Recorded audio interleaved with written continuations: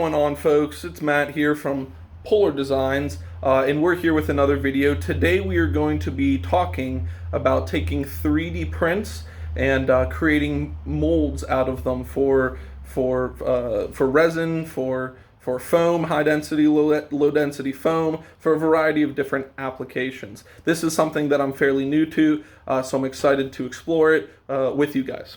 Let me get some materials and let's meet back. So for the materials, you can see I have my form, which I'm going to use whenever I'm pouring. I have my actual thing that I'm going to be casting. Today we are going to be taking a straw topper, and we basically just cut it right down the middle. Since this is a more complicated print, it would be easier to cut it right down the middle. And to do that, I just use some modeling software just to simply slice it in half and then printed it on my printer. You can see that there was a bit of post-processing that happened with it. I just brought it down here and cleaned it up first with a heat gun to get any wispies off, and then with some sandpaper. Let me see if I can get it to focus. Maybe not. There we go. So, and then you can see I took some sandpaper, I think it was some 220 grit, and just cleaned it up a little bit. What else we need? We're going to need our actual, whatever we are pouring with. You can see that I got some Smooth On, and it is some silicone rubber. This is not food grade, I believe, but it is a 1-to-1 ratio mix, which makes it a little bit easier, and it's a fairly cheap alternative if you're just kind of getting started. I also have a hot glue gun here, which I need to plug in and get warmed up, a bowl for mixing, some sort of mixing supply, which I'll probably end up using spare scrap wood, and you can use a scale. I may not use a scale in this application. We'll just have to wait and see. Let me get my bearings straight, and I'll be back with you guys. Right now my hot glue gun is heating up. Now the reason that I'm going to be using this hot glue gun, I have a little bit of glue left, hopefully it'll work, is I want to take these two pieces of plastic that I'm going to be creating my mold out of, and I want to attach it to the bottom of my mold. This is going to prevent any extra silicone from seeping underneath it, and since this is created with some infill, and of course it's PLA plastic, it is a different density than the silicone, and if it's not attached, it will lift up and it will just tend to kind of float. So it's really important that we're going to lay this down, and we're laying it down in the correct orientation, which in this case is going to be this direction. Now I decided to make this mold, and I used just some melamine that I had laying around, and I cut it up with my table saw, and I created this. I tried to use the molds that I was going to make as a judge for how big to make my form that I'm going to be using. Now hopefully I don't have any mold release. Hopefully this won't be an issue. We'll see. My thought process is I'll be able to take the screws that I pilot hold out, at least on one or maybe two of the sides, to be able to take my mold out if need be. And you'll see I also use some caulk, some 20-minute quick dry Alex's, and right along all of the edges, just to kind of prevent any seeping or any leakages. And yeah, so let me wait for this hot glue gun to completely heat up, and then we're going to attach those guys down. Alright, we're back. So now that we have our hot glue gun heated up to temperature, we are going to take it and we're going to apply just a very small amount to a couple points on the back of this here, and we are going to kind of line this and lay both of them down so that they're nice and smushed down and nice and flat up against our mold.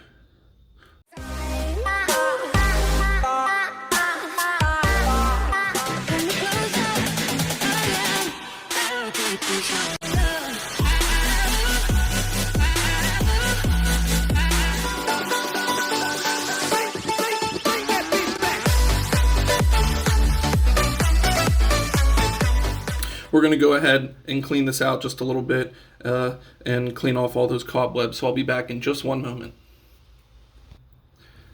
So in order to figure out how much silicone or how much of this mold I'm going to be using, a lot of different methods have been said. I saw something about using water. I saw something about using rice. Now, I don't want to use water because I want to avoid getting any of this wet. I don't know how the silicone will react to that. and I don't have enough rice in order to try to do this. So what I'm going to use, it's a little unpractical, is some smoke pellets, some applewood smoke pellets. So I'm going to simply pour this in.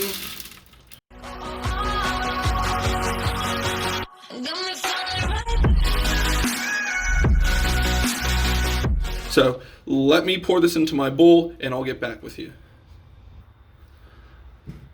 All right, so we're back, and I poured the wood pellets that I had in my mold or in my form into my bowl here that I'm going to use to mix the silicone. Now it did create some dust, so I did have to reapply these with a little bit more glue, but that's not an issue. You can see now I applied some markings on the side, kind of all the way around in a couple different spots in my bowl. That kind of gives me a level as to where I want to fill this silicone up to. So let me get this stuff all poured out, and I'll be back with you. We are back, and I got some scrap wood, as I said, for stirring sticks.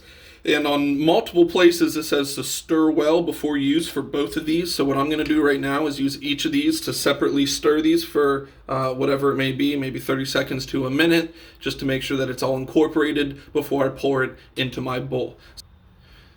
So now that I got both of these really nicely stirred up, I got my bowl set on top of here so you can see. Now my goal is to simply try to pour these as evenly as possible. It says that no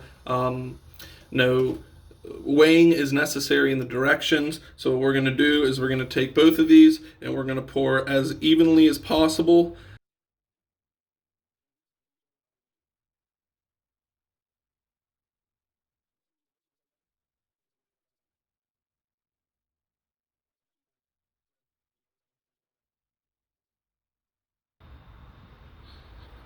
All right, so we got both of these almost completely empty, both of them poured out as best as we can. We're going to take this down and I'm going to mix the crap out of it, make sure it's thoroughly mixed. Give me a sec, I'll get back to you. I had to stop mixing real quick and show you just how cool this looks as it's going together. It's kind of swirling together, and it reminds me of mixing icing together, making a cake. Perfect. So what we have is a nicely mixed, you can see that it's a pretty uniform in its color, and you do start to see the development of some of these air bubbles here that are air pockets moving to the top. So we're going to try a method that I saw in a Matter Hackers video. It's called the bombs away method. What he said was you want to pour this from as high of a distance as you can, and it will try to get as small of a stream and avoid as many air bubbles as possible into your cast. So let me try to reposition the camera and we'll try this bombs away method. My camera is held up super sketchy right now, so it's just leaning right up against the vise. So what we're going to try to do here is we're going to try to use this bombs away method. Like I said, he said to go from as high of a distance as you can while still being accurate. Didn't even get to bronze.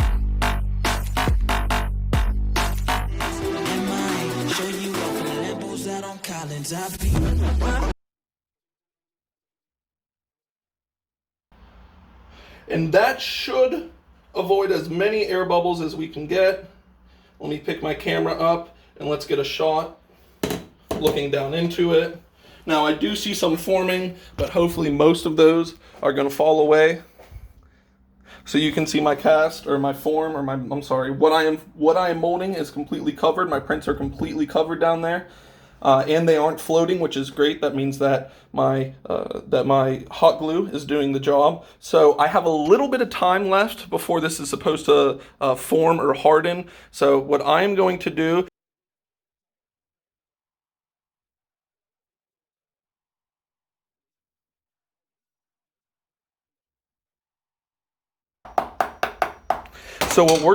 is we're going to let this harden up. I'll come back with another video and we'll see how this turned out. What's going on, folks? It's much later here in the evening. It's Matt again from Polar Designs, and we are getting dark outside. It's closer to about 9 o'clock now, and it's been well over 4 hours that this mold has been curing, and we're going to go ahead and take a look at it right now. So I should mention that there are a lot of different types of these silicone molds or silicone rubbers. This is the Mold Star 15 Slow, but there is a fast curing one that has a much quicker cure time of 30 minutes, and some other different ones that have different curing times. As we take a look at the mold here and I poke on it, you can feel, or you can hear probably, it's very hard. However, it does give a bit. You can see, let's see if we can get a shot. It does pull away from the edge there, and that's a good sign. So we're gonna go ahead and flip this camera around and see if we can't get a view of me removing these screws and trying to remove the mold.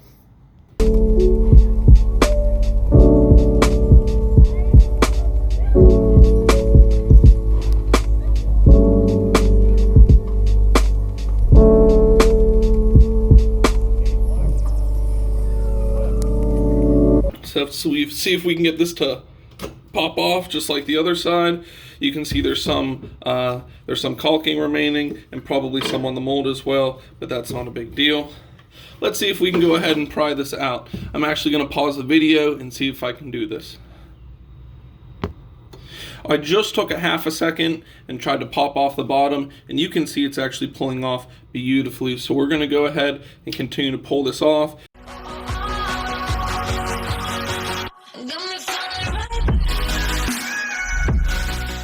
Pop that out, and here we have our mold. So I'm going to go ahead and remove these, and I'll get back to you. So here you can see we got the pieces out of the mold. I'm actually quite impressed. It's pretty clean. It does need to be cleaned up a little bit on the top here, but if you can see, let's see if we can get into the light a little bit better. If you can see inside there, it is a very, very clean inlay, and I'm quite impressed with this. So I'm gonna get this cleaned up, and we'll see. Maybe I'll try to post a photo or a couple photos to this video. But for now, this is again how we are gonna take 3D prints like this using silicone rubber, creating molds for casting using a variety of different materials and applications. This is Matt from Polar Designs signing off. As always, stay creative, my friends.